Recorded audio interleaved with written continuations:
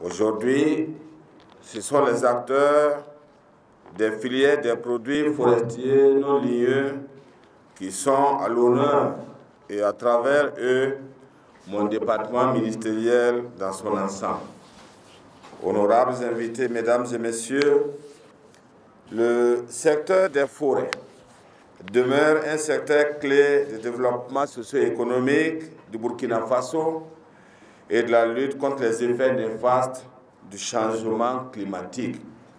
En effet, les forêts contribuent au maintien de l'équilibre écologique, à la sécurité alimentaire et nutritionnelle, à l'amélioration des revenus et à la santé des populations.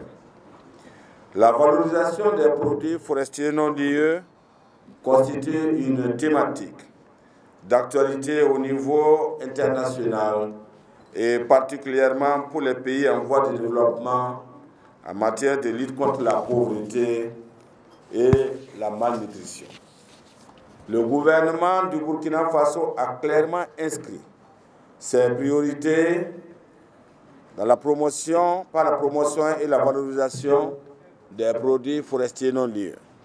À cet effet, une stratégie nationale à la matière a été élaborée.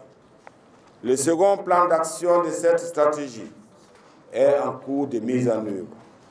Distingués invités, chers participants, depuis 2009, la coopération suisse appuie sans discontinuité le gouvernement du Burkina Faso dans la promotion et la valorisation des produits forestiers non ligneux.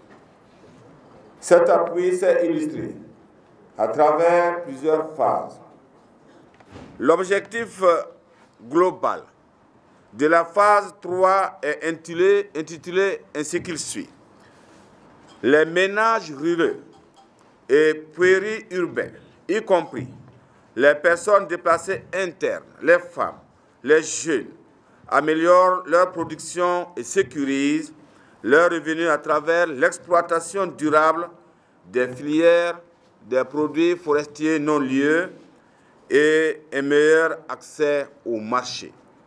Cette phase est bâtie autour de 3 axes d'intervention qui sont l'amélioration et la diversification des systèmes de production des produits forestiers non ligneux, le développement des marchés des produits forestiers non ligneux et la finance inclusive des entreprises produits forestiers non ligneux.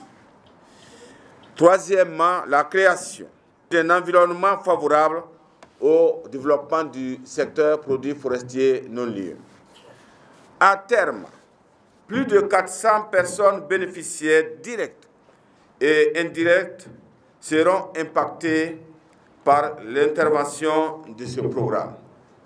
Il en est de même pour la création de ce qu'on appelle les emplois verts, dont nous aurons l'occasion de publier par la suite le nombre de personnes qui pourront avoir donc cet emploi vert à travers ce programme.